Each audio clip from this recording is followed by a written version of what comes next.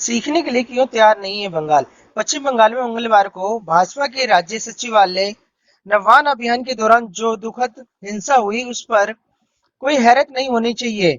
इस राज्य में सियासी वर्चस्व के लिए हिंसा की लंबी परंपरा रही है।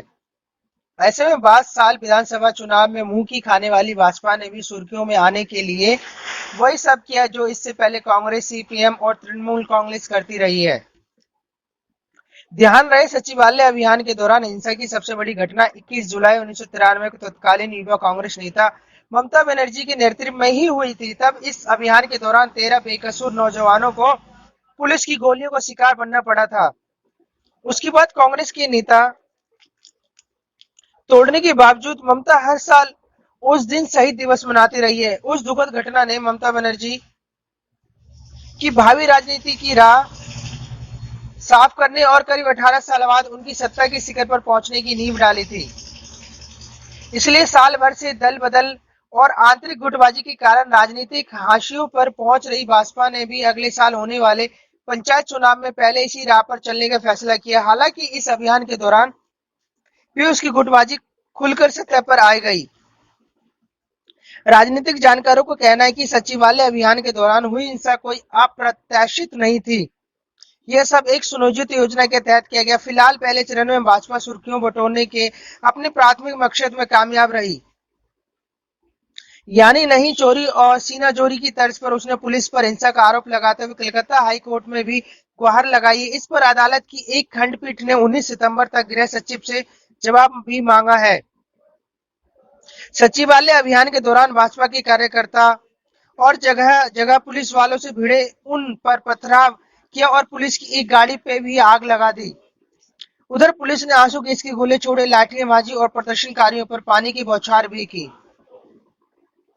अब दोनों पक्ष अपने अपने दाव करने में जुटे हैं। भाजपा का दावा है कि उसके करीब 350 कार्यकर्ता पुलिस की पिटाई में घायल हो गए, जिनमें से कई की हालत गंभीर है। इस संघर्ष के दौरान पुलिस के भी कई जवान और अफसर घायल हो गए। आखिर इस अभियान का मकसद क्या है? इसका मकसद राज्य में कथित रूप से बढ़ते भ्रष्टाचार, बेरोजगारी के खिलाफ प्रदर्शन करना था। तो आखिर इस भीड़ हिंसक क्यों उठी? भाजपा को दलील है कि पुलिस के शांतिपूर्ण तरीके से रैली निकाल रहे नेताओं और कार्यकर्ताओं पर बिना किसी उकसावे के हमला किया। उसके बाद कार्यकर्ताओं ने अपने बचाव में हमले किए, लेकिन पुलिस पर सत्तारूढ़ तृणमूल कांग्रेस का दावा है कि भाजपा ने बंगाल की राजनीति में प्रासंगिक बने रहने के लिए सुनियोजित तरीके से हिंसा की और पुलिस वालों पर हमले के लिए पुलिस वालों को बचाव में लाठी और आंसू गैस का सहारा लेना पड़ा। ऐसे टकरावों में आरोप प्रत्यारोप तो लगते ही है। हर कोई अपनी कमीज दूसरे से सफेद होने के दावे करता है। इस कार्यक्रम में पहले राजनीतिक हलकों में इसके हिंसक होने का आदेश जताया जा रहा है। इसे ध्यान में रखते हुए सचिवालय की ओर से जाने वाली तमाम सड़कों को पुलिस छानबीन में बदल दिया गया। नतीजन पार्टी का कोई भी नेता कार्यकर्ता सचिवालय के आसपास नहीं फटक सका। उसके बाद हिंसा शुरू हो गई। राजनीतिक पक्षों का कहना है कि पुलिस के भारी इंतजाम के कारण भाजपा का सचिवालय अभियान जब नाकाम होने लगा तो पार्टी कार्यकर्ता हिंसा पर उतारू हो गए। इसके अलावा प्रदेश के नेताओं में केंद्रीय नेतृत्व के खिलाफ नाराजगी थी। इसकी वजह यह आम धारणा थी कि बीते साल के चुनावी पराजय के बाद कांग्रेस नेता ने प्रदेश में पार्टी को उसके हाल पर छोड़ दिया। लेकिन इसी महीने में केंद्रीय गृह मंत्री अमित शाह के दौरे और उसके बाद पार्टी महासचिव सुनील बंसल को बंगाल का प्रभारी बनाने का स्थानीय नेता और कार्यकर्ताओं में से एक नया जोश पैदा हुआ।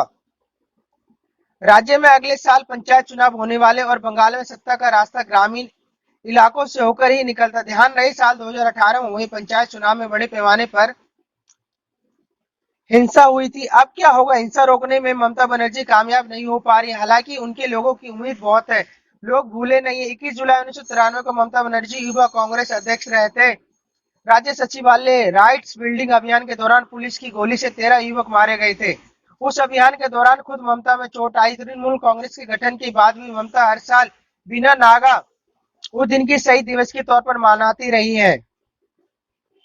ममता बनर्जी वर्ष 1970 में कांग्रेस में शामिल थी और महज 5 साल बाद वर्ष 1975 में एक विरोध प्रदर्शन के दौरान वह लोकनायक जयप्रकाश नारायण की कार की बोनट पर चढ़ गई थी। बंगाल में ऐसे राजनीतिक नाटकीयता सिलसिला रहा। इस सिलसिले को बढ़ाने में तृणमूल कांग्रेस और भाजपा का इन दिनों ज्यादा योगदान है। दूसरी ओर कांग्रेस नेता राहुल गांधी को भारत जोड़ो यात्रा बंगाल से होकर नहीं गुजरेगी। इसका संदेश साफ है कि कांग्रेस ने ममता को भाजपा से निपटने के लिए छोड़ दिया है।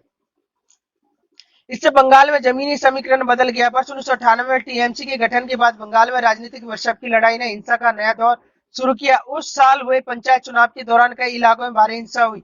उसके बाद राज्य के विभिन्न इलाकों में जमीन अधिग्रहण समेत विभिन्न मुद्दों पर होने वाले आंदोलनों और माओवादियों की बढ़ती सक्रियता की वजह से भी हिंसा बढ़ी। उस दौरान ममता बनर्जी जिस स्थिति में थी, अब उस स्थिति में भाजपा नतीजतन टकराव लगातार तेज हो रहा है। आने वाले दिनों में इसके और तेज होने का आदेश जताया जा रहा है।